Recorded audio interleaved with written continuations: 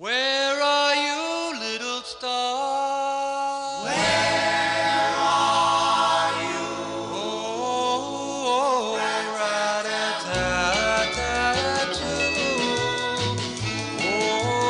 Oh, rat-a-tat-tat-too.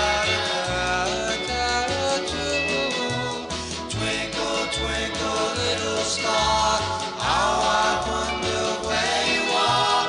Wish I may, wish I might make this wish come true tonight.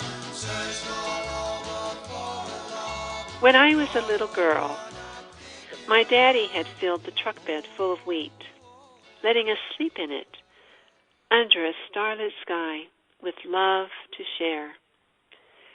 I reminisced for my grandson, exhaling a sense of wonder then and now as I marveled at the star-filled sky, a giant bowl covering my existence.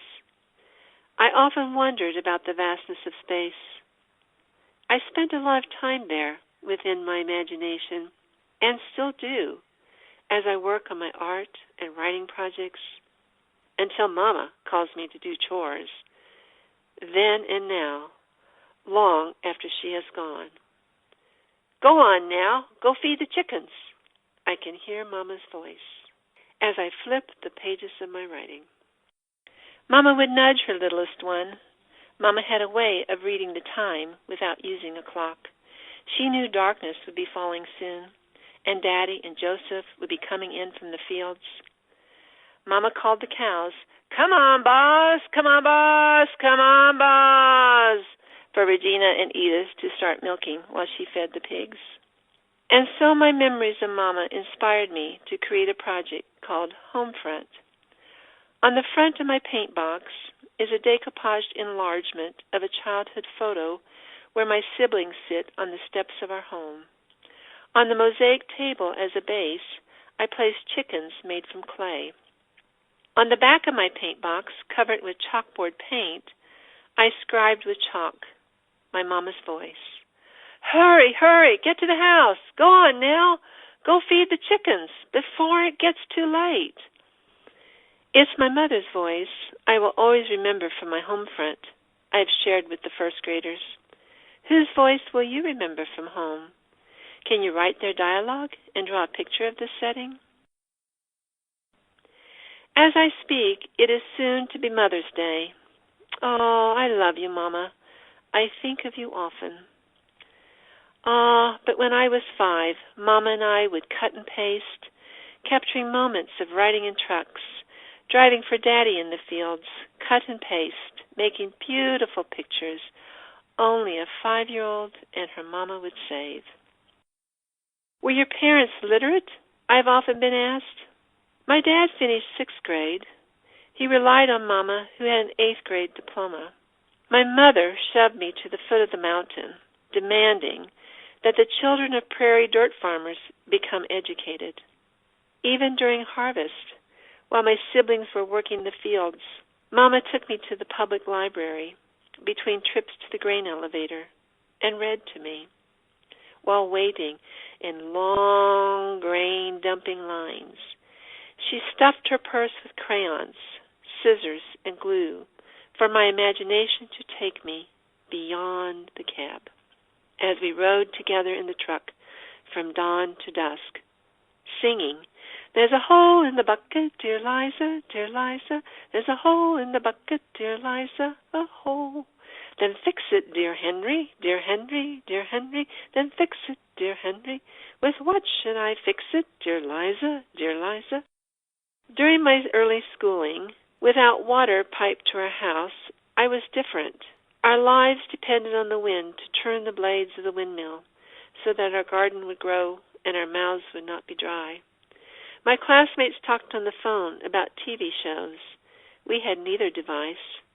When reception was good, we had radio to dance or pretend along with broadcasted shows.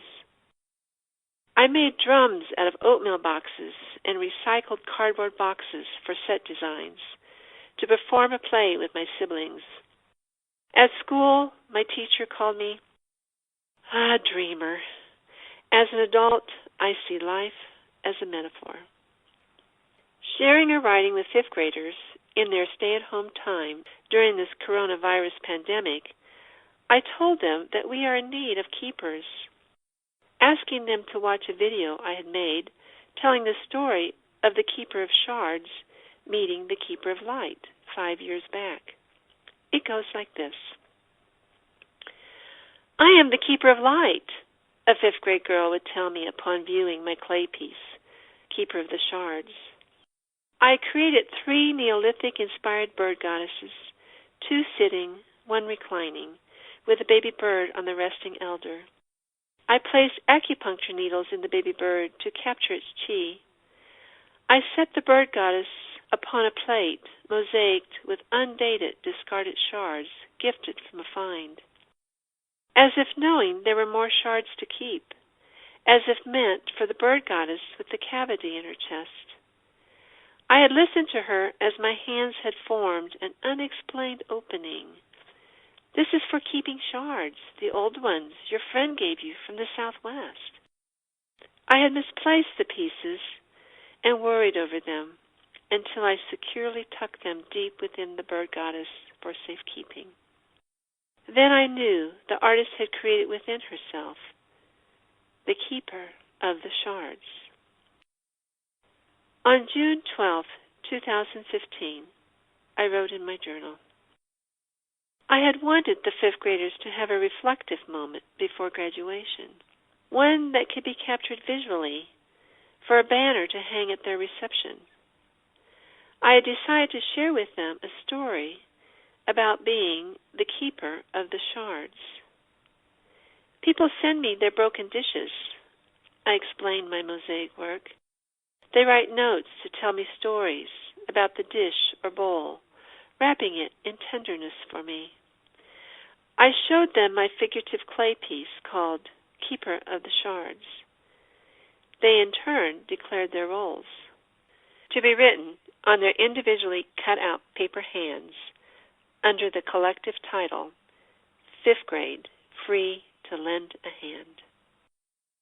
During this stay-at-home time, I take pause to ask the 5th graders, what can you do to lend a hand? Sharing my writing of daily haikus during our quarantine, I look closely for guidance. One of my favorites, inspired by a student, a 4th grader writes, "Home is where I store my thoughts. Helps me with my stay." It is my thoughts of looking to be playful when isolation crowds my brain that help me finish my clay and mosaic project of Otta the river otter, juggling her stone, amidst her bed full of river glass and other fun treasures. The children, through the years, have known of my love for shards. I have shared that passion with them, together making mosaic stained glass windows and other mosaic objects to be auctioned off at the fundraiser for our school. The 5th graders from the past had used their moon phase study for the theme for their window with the phases of the moon circling Earth. The same young woman who declared herself the keeper of the light had the job of placing shards of translucent glass, allowing the moonlight to shine through. It was my job to keep the light for the Earth, illuminated softly by the moon, the keeper of light would reflect in her writing. So too, in these times, when we must distance ourselves and forego anything that causes a risk to our health and others, we are looking to see the metaphor of how we can be keepers. It just takes a little star to light the way.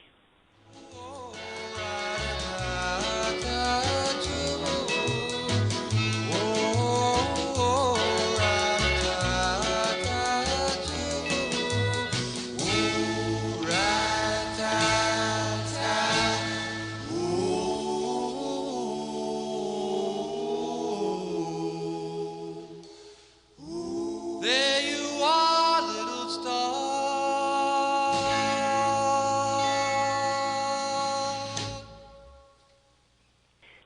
Annie Faunenstiel. Thanks for listening to my recollections. The song Little Star by the Elegants from 1958 shed a light on my childhood world. A special thanks to the producer of this podcast, Trevor Harris, for asking all the right questions to help me tell you how inspiration enlightens creativity and thus our world. Storytelling to share during this stay-at-home time. Learn more about Trevor's work. Check out his website, recollectionagency.com, or like Recollection Agency on Facebook.